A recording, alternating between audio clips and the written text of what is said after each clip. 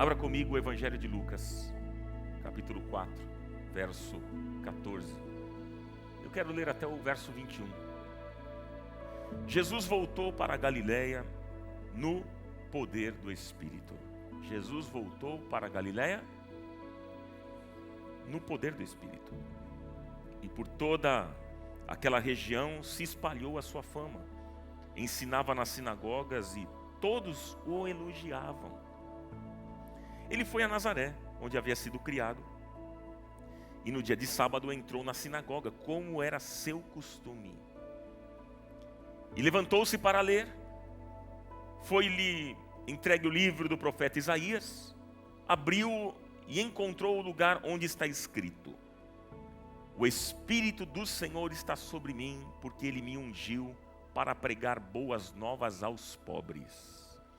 Ele me enviou para proclamar liberdade aos presos e recuperação da vista aos cegos, para libertar os oprimidos e proclamar o ano da graça do Senhor. E então ele fechou o livro, devolveu-o ao assistente e assentou-se. Na sinagoga todos tinham os olhos fitos nele. E ele começou a dizer-lhes: Hoje se cumpriu a escritura que vocês acabaram de ouvir. Louvado seja o nome do Senhor. Até aqui a nossa leitura. E a minha oração é para que o Espírito Santo de Deus fale profundamente ao nosso coração. Amém? Queridos, este é o primeiro sermão registrado no ministério de Jesus. É o primeiro. O que é que ele tem a ver conosco?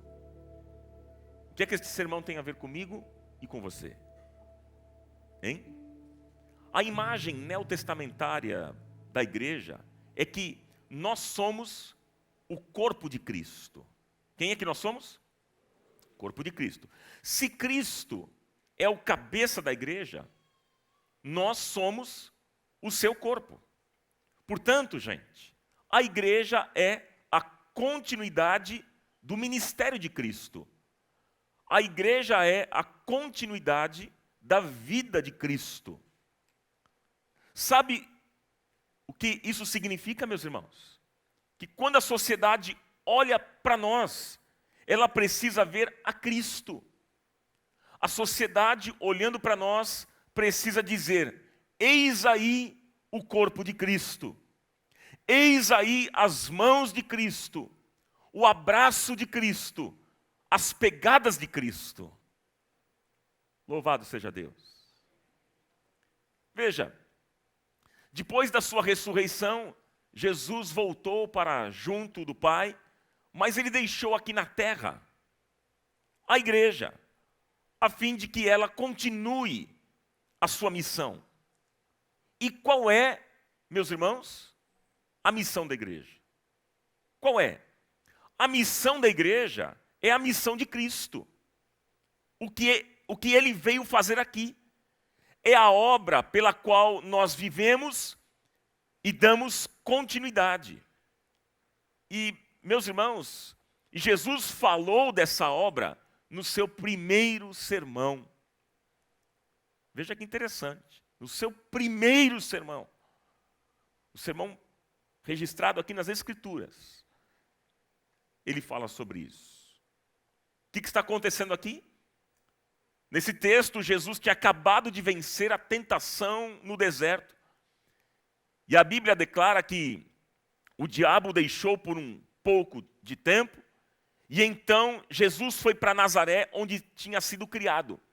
Jesus nasceu em Belém, mas ele foi criado em Nazaré. A carpintaria de José, o seu pai, e os amigos de infância estavam lá em Nazaré. Lá, as pessoas viram Jesus crescer e se desenvolver como qualquer outra criança.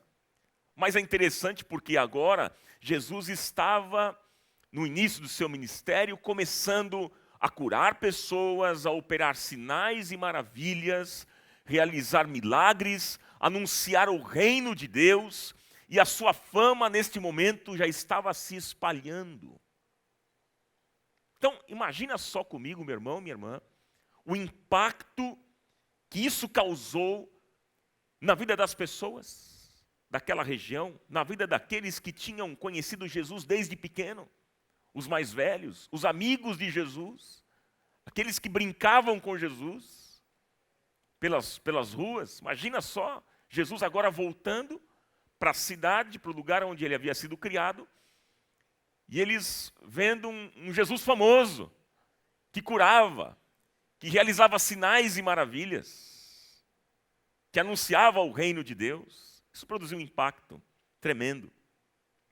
E aí Jesus chega em Nazaré, e a Bíblia diz no verso 16, da leitura que fizemos, que ele foi direto para a sinagoga como lhe era de costume. Ele foi para a sinagoga, diz o texto, como lhe era de costume. Gente, é interessante porque Jesus nunca abandonou aquilo que lhe fora ensinado pelos seus pais e que era prática da sua fé. E Jesus, chegando ali na sinagoga, já sabendo os anciãos da sua fama, o que aconteceu? Deram a Jesus o rolo que continha o livro do profeta Isaías. E aí então diz o texto que Jesus abriu no capítulo 61 de Isaías. Ele abriu onde, meus irmãos? Capítulo 61 de Isaías, depois você pode conferir, porque os versos 18 e 19 do texto que nós acabamos de ler aqui do Evangelho de Lucas, no capítulo 4, é justamente a leitura de Isaías 61. E eu acredito que aquela congregação estava cheia naquele momento, e não apenas dos fiéis costumeiros, mas também dos curiosos, né? Que foram até lá para verem e ouvirem Jesus por causa da sua fama. E é importante, meus queridos irmãos, observar que Jesus lê o texto de Isaías e o aplica a si mesmo. E ele diz: o Espírito do Senhor está sobre mim, porque Ele me ungiu. O Espírito do Senhor está sobre mim, porque Ele me ungiu. Veja, Isaías é um profeta messiânico. Ele aponta para o Messias que haveria de vir. Ele aponta para Jesus. E aí Jesus, então, assume a identidade desse Messias prometido. E enquanto lê, Jesus aqui anuncia a sua própria missão. Veja, além disso, há uma declaração aqui, para mim, fundamental nesse texto, meus irmãos. Quando Jesus diz: eu vim proclamar o ano da graça do Senhor. Eu vim proclamar o ano da graça do Senhor. Vamos repetir juntos, irmãos? Eu vim proclamar o ano da graça do Senhor. Isso é muito importante para a gente entender um contexto aqui, preste muita atenção. Porque que ano era esse? Que ano era esse? Era o ano chamado Ano do Jubileu. Ano do Jubileu, o ano da graça do Senhor. Mas quando acontecia o ano do Jubileu? Quando? Veja bem, Deus instituiu, gente, o 7º dia da semana como dia do descanso do homem, o conhecido Shabat. E no 7º ano, quem descansava era a terra. Então, veja bem, no 7º dia, quem que descansava? O homem. E no 7º ano, a terra. E aí, nesse ano do descanso da terra, ninguém plantava. Eles dependiam exclusivamente do sustento de Deus. Era um ato de fé. A agricultura, no 7º ano, parava. O homem não arava. E então a terra descansava, meus irmãos. E aí, era neste momento que acontecia o milagre, né? Acontecia aqui a bênção de Deus porque era como se Deus estivesse dizendo o seguinte: olha, quem dá o sustento a vocês não são vocês, sou eu. E essa verdade perdura até os dias de hoje. Esta verdade vale para nós hoje, porque eu quero que você saiba que quem sustenta a sua vida, a sua casa, não é governo, não são os políticos, não são os homens, mas é o Senhor Todo-Poderoso, o Jeová Jireh, o nosso Deus provedor. Louvado seja Ele nesta manhã.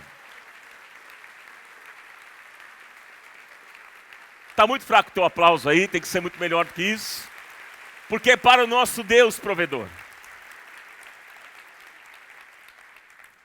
Agora me acompanha aqui no raciocínio, é importante para você entender o contexto, gente.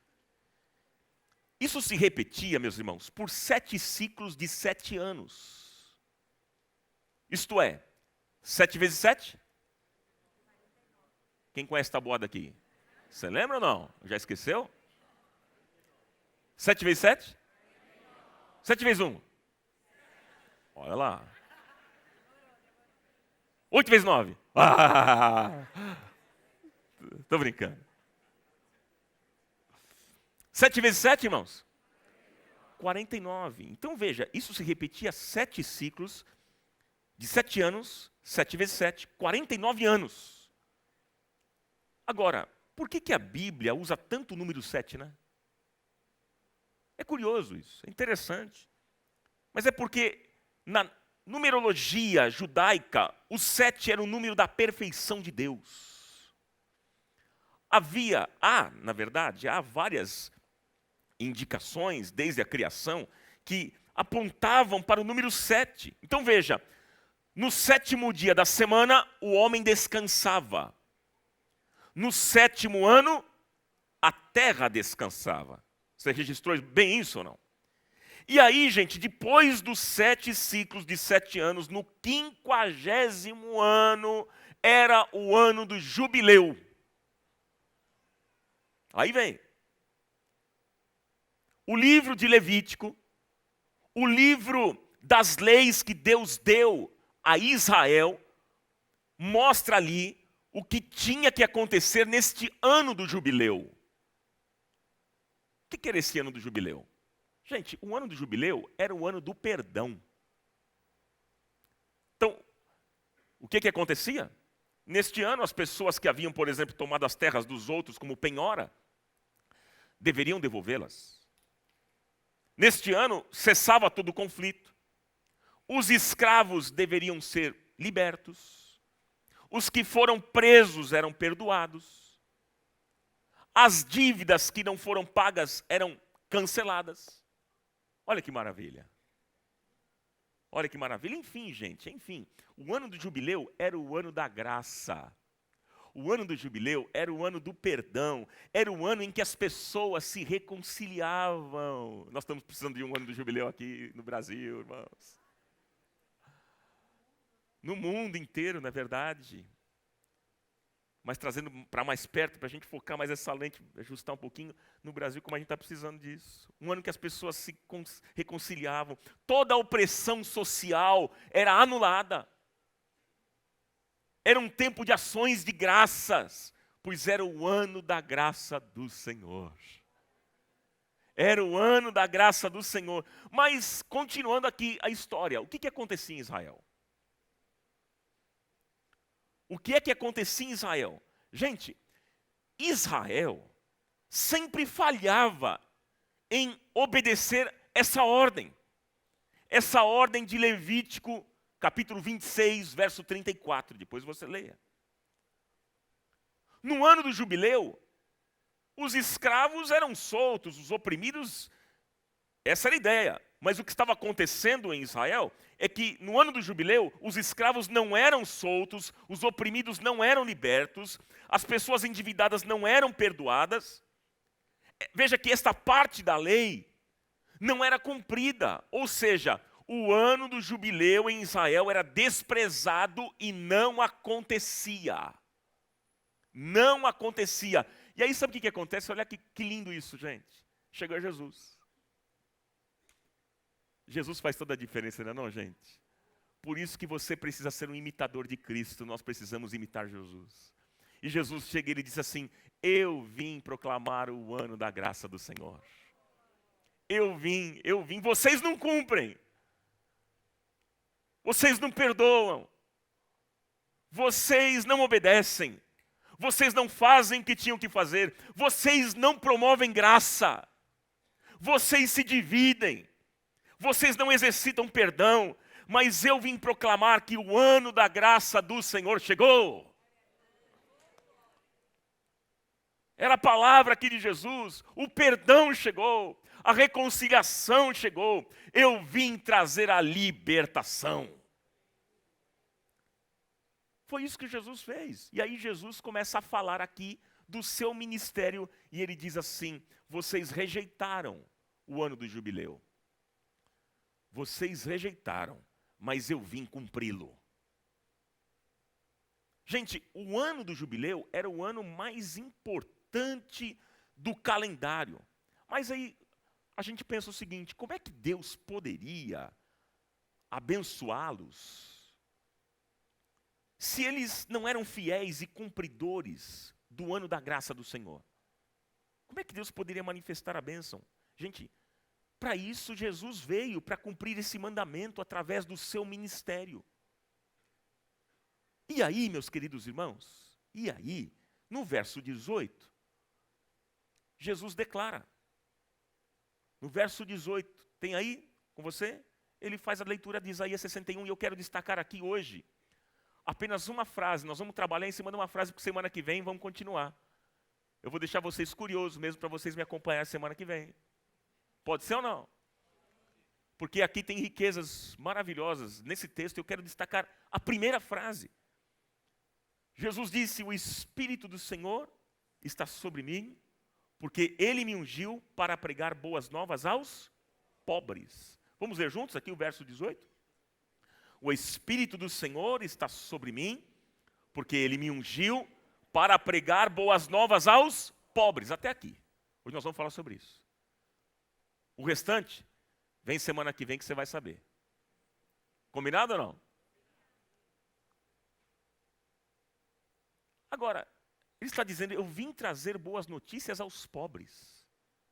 Aí você pergunta: mas de que pobreza Jesus está falando aqui? De que pobreza? Jesus estava falando para 3 classes de pobres que existem no mundo. 3.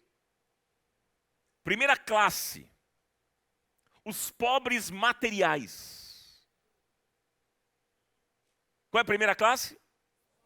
Os pobres materiais. Gente, metade da população mundial vive na pobreza e na miséria.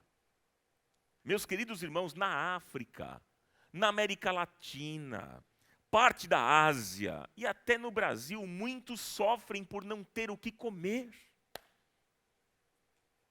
Há fome no mundo, gente. Isso é uma realidade. A carestia econômica e financeira é o primeiro tipo de pobreza. Jesus se refere a isso. Também. Então quem pensa que Jesus não tinha preocupação com os pobres materiais, com aqueles que não comiam, que não tinham condições, estão enganados, porque Jesus tinha essa preocupação, sim. Essa primeira classe dos pobres que ele está se referindo, aos pobres materiais. Aos pobres materiais. Qual é a segunda classe de pobres que existem no mundo e que Jesus está se referindo? Os pobres de consciência. Os pobres de consciência. Quem são os pobres de consciência? Hein? São aquelas pessoas que, mergulhadas no seu egoísmo, na sua avareza, não conseguem enxergar outra coisa na vida a não ser eles mesmos. Deixa eu dizer uma coisa muito importante para você, meu irmão e minha irmã.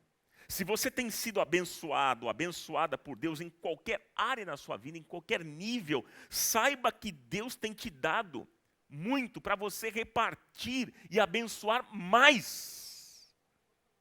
Você tem feito isso? Hein? Porque você pode ser, sim, um instrumento de bênção, de graça e de misericórdia na vida de outras pessoas. Porque o abençoado produz bênção. Você não é o destinatário final da bênção, você é o transporte dela. Você não é abençoado apenas quando a bênção chega até você, mas você é principalmente abençoado quando a partir de você, esta bênção chega até o outro. Porque a Bíblia diz que mais bem-aventurada coisa é dar do que receber. Aqui está o segredo. Então nós precisamos aqui nesta manhã, meus queridos irmãos, trazer algo muito importante à nossa memória. Nós precisamos lembrar sempre que o nosso sustento vem de Deus. É o Senhor quem sustenta a nossa casa. É o Senhor quem guarda os nossos filhos. É Ele que coloca o pão sobre a nossa mesa. É Ele que te dá os recursos para você trabalhar, te dá saúde. É Ele que supre todas as suas necessidades. Louvado seja Ele.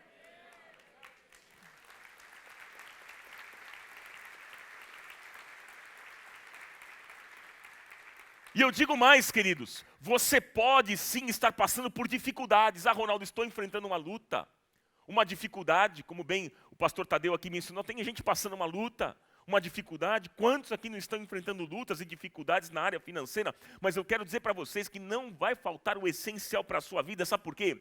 Porque se você é de Jesus, há uma promessa bíblica poderosa que declara que o Senhor é o meu pastor e nada me faltará. Levante as suas mãos comigo e diga: o Senhor é o meu pastor e nada me faltará. Mais uma vez, o Senhor é o meu pastor e nada me faltará. A última vez bem forte: o Senhor é o meu pastor e nada me faltará. Receba esta palavra em nome do Senhor Jesus. É para mim e para você. Gente, Ele tem cuidado de nós.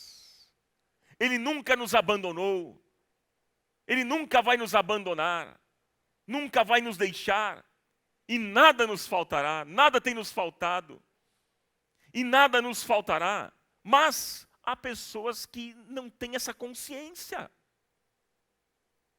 Infelizmente, há muitas consciências pobres, meus irmãos.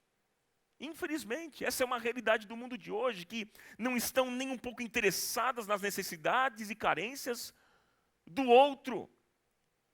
A sociedade materialista e capitalista que nós vivemos promove um individualismo acirrado e separa cada vez mais as pessoas do seu próximo.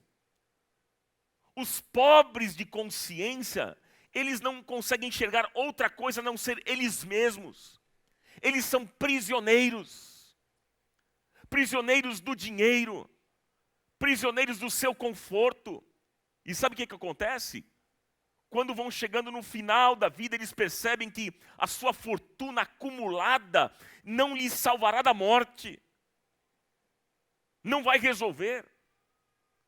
Os pobres de consciência, eles não conseguem ver as pessoas que estão precisando de colo, de mão estendida, de abraço acolhedor. São os pobres de consciência, porque eles são egoístas, eles são mesquinhos, eles são avarentos, eles pensam neles mesmos. Que o Senhor nos livre deste pecado, em nome de Jesus. Amém? Mas há uma terceira classe de pobres que existem no mundo. Qual é a primeira, você lembra? Os pobres materiais. Segundo, os pobres de consciência. Terceiro, os pobres espirituais. Veja só, Jesus está dizendo: eu vim trazer boas notícias aos pobres. A essas três classes. Agora, os pobres espirituais. Quem são? São aqueles que estão longe de Deus, que estão afastados do Senhor, que estão distantes, se distanciaram do Criador. E esses até podem frequentar uma igreja, mas ainda eles não tiveram uma experiência real com Cristo, eles não nasceram de novo, eles não provaram da sua vida, não são adoradores em espírito e em verdade, eles não amam o Senhor. Não amam o Senhor. São bons religiosos. São bons cumpridores da religião. Eles vêm aos cultos, eles cantam, eles oram, eles entregam as suas ofertas, participam da vida, muitas vezes, da igreja, mas são pessoas assim, são bons religiosos, mas não têm aquilo que é mais importante. E o que é mais importante é um relacionamento pessoal com Deus, um relacionamento íntimo e pessoal com Deus. Estes não têm isso. Gente, porque a espiritualidade boa, a espiritualidade saudável e verdadeira é amizade com Deus, é sentar-se aos pés de Cristo para ouvi-lo. A espiritualidade verdadeira é adorar em espírito e em verdade, é abrir o coração para o Senhor e todos os dias dedicar tempo para estar com Ele, na presença dEle e dizer uma coisa muito simples diante dEle, dizer: Senhor, fala que o teu servo ouve. Senhor, fala comigo porque eu preciso ouvir a tua voz. Quantos querem ouvir a voz do Senhor? Você tem orado assim? Você tem dito isso na presença de Deus? Você diz a Ele: Senhor, eu preciso ouvir a tua voz. Fala comigo, fala comigo. Mas o que acontece com o pobre espiritual? O pobre espiritual é aquele que vive mendigando por uma palavra profética. Ele corre atrás de profecia, de profetada. Ele corre atrás dessas coisas, ele vive buscando alguém que lhe aponte alguma direção na vida, porque quem sabe alguém pode lhe trazer um recado da parte de Deus. Mas ele mesmo, ele não se assenta, ele não faz como fazia Maria. Ele não bebe da fonte da água da vida. Ele prefere ouvir a Deus através do outro. Mas ele não vai, ele não se senta aos pés de Jesus e ouve a voz dele. Por isso que eu sempre alerto você, meu irmão, minha irmã, alerto você, igreja do Senhor. Tome cuidado com essa questão de profetada, de profecia, de buscar estas coisas. Porque, gente, tenho visto muita gente com o coração ferido e machucado. Você deseja ouvir a voz do Senhor? Quantos querem ouvir a voz de Deus? Qual é o segredo, gente? Qual é o segredo? É a gente se sentar aos pés de Cristo, é fazer como Maria fez. Senta aos pés do Senhor, vá direto à fonte da água da vida. E Ele vai saciar a sua sede. Ele vai falar ao seu coração. Você acredita nisso ou não? Amém, queridos? Portanto, gente, não existe só o pobre de dinheiro. Não existe apenas o pobre de consciência, mas também existe o pobre espiritual. E aí, é interessante porque, em outras palavras, Jesus aqui está dizendo: olha, eu vim pregar uma boa notícia para vocês pobres materialmente, para vocês pobres de consciência e para vocês pobres espirituais. Eu vim pregar, trazer boa notícia, eu vim por causa de vocês. É isso que Jesus está dizendo. E olha, meus irmãos, e se nós como igreja somos os continuadores da obra de Jesus, nós precisamos entender que o que Cristo está falando é sobre a nossa missão. Aqui, gente, está falando sobre a nossa missão. Nós estamos falando de uma série de mensagens. Qual é? A nossa ministração, missão transformadora. Gente, Jesus está falando sobre a nossa missão aqui. É o porquê de existirmos e qual é a maior razão da nossa vida aqui nesta terra. É isso que Jesus está falando. Veja que interessante, os filósofos de Atenas, eles se perguntavam: por que existimos? Por que existimos? Gente, a filosofia passou muito tempo questionando o porquê e o para que vivemos. Por que vivemos? Para que vivemos? Sócrates, Platão, Aristóteles, eles se perguntavam qual é o caminho certo, o que é a vida, o que é a verdade. Mas quero dizer para vocês, irmãos, que alguns séculos depois apareceu um homem de Nazaré, no meio daquela cultura que dizia o seguinte: eu sou o caminho, eu sou a verdade, Eu sou a vida, e aquele que vê a mim, vê a Deus. Aleluia! Que mensagem maravilhosa, gente. Que mensagem fantástica. Olha que mensagem poderosa. Glória a Deus, querido. Você pode dar um glória a Deus? Glória a Deus, pois em Cristo nós descobrimos a razão da nossa existência e também a nossa missão aqui nesta terra. Glória a Deus. Gente, a nossa missão não é trazer membros de outras igrejas para a nossa. Não é esse o nosso foco. E é muito triste quando a gente vê hoje igrejas, pastores assediando membros de outras igrejas e dizendo o seguinte: vem aqui para a minha igreja, lá aquela igreja é muito grande, aqui nós estamos começando, você vai ter espaço, aqui você vai ter reconhecimento. Vem aqui para a minha igreja porque você vai ter um destaque especial. Está falando? Alguém falou, fala, Deus está falando. E o pior de tudo é que muitos caem nessas conversas. Como é triste isso. A nossa missão não é essa, gente. Não é ficar pescando em aquário dos outros, trazendo membros de outras igrejas para cá. Se nós recebemos, claro, aqueles que vêm entre nós, não há problema, e está tudo certo, está tudo ok. Acolhemos a todos, é verdade. Mas eu digo, a missão da igreja não é essa. Vocês estão entendendo, gente? Essa não é a nossa missão. Nós precisamos evangelizar o perdido. Qual é a nossa visão? Vocês sabem a visão da comunidade da graça? Nós somos o quê, irmãos?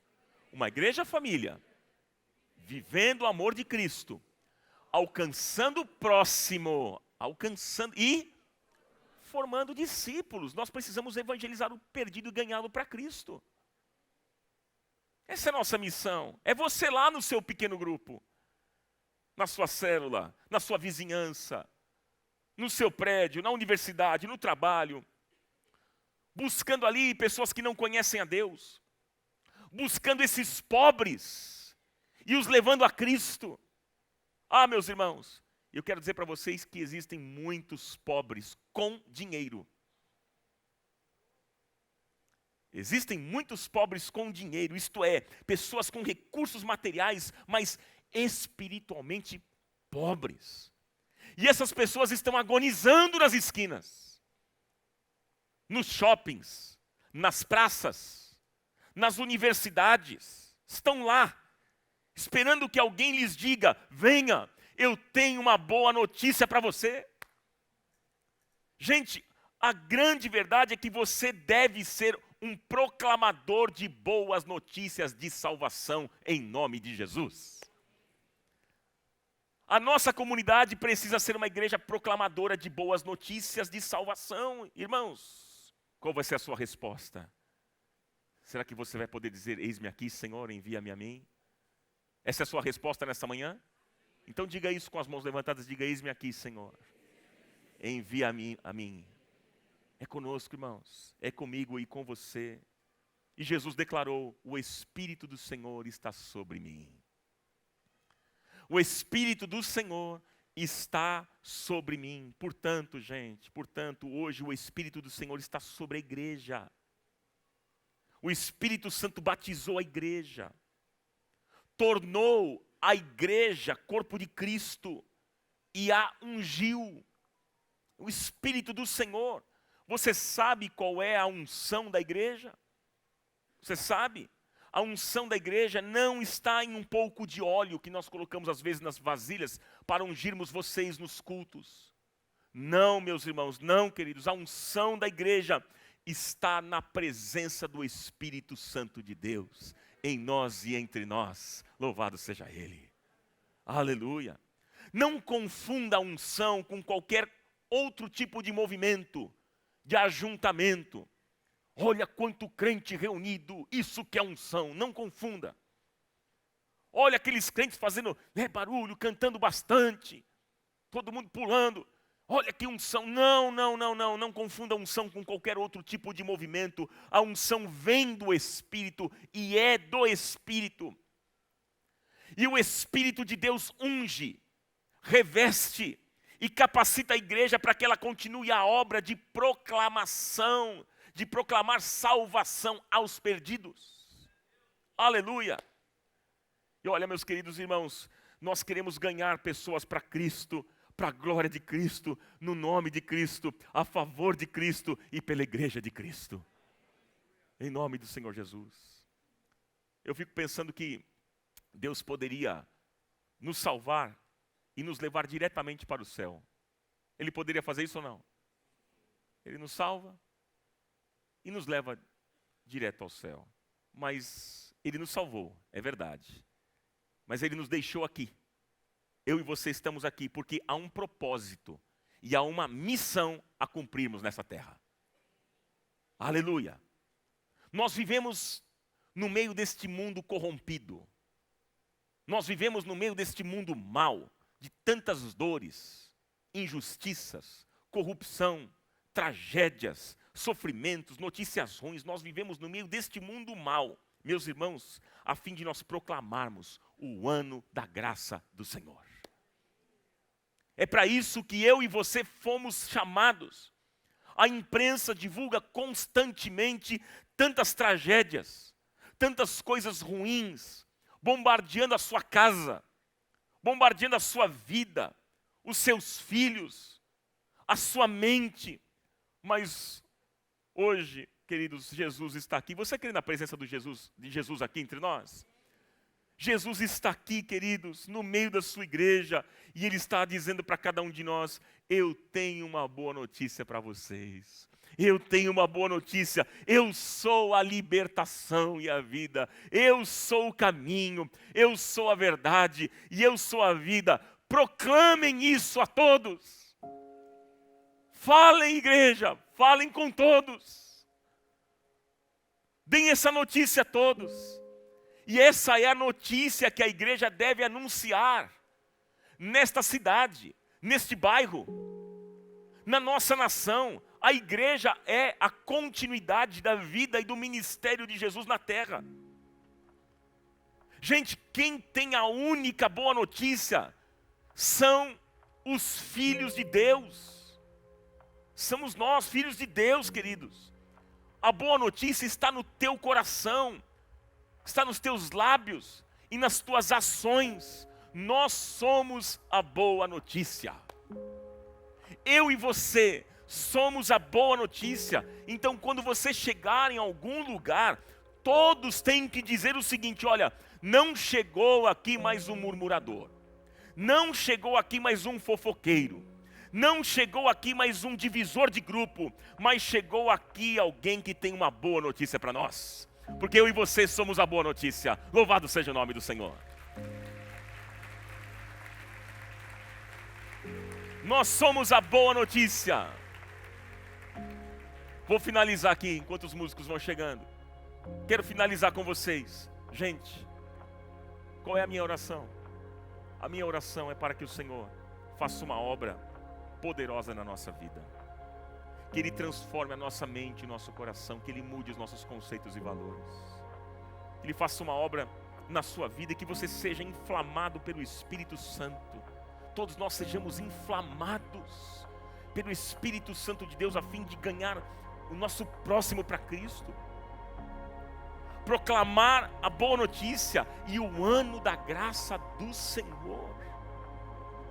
E dizer o seguinte: eu estou continuando o ministério do meu Senhor.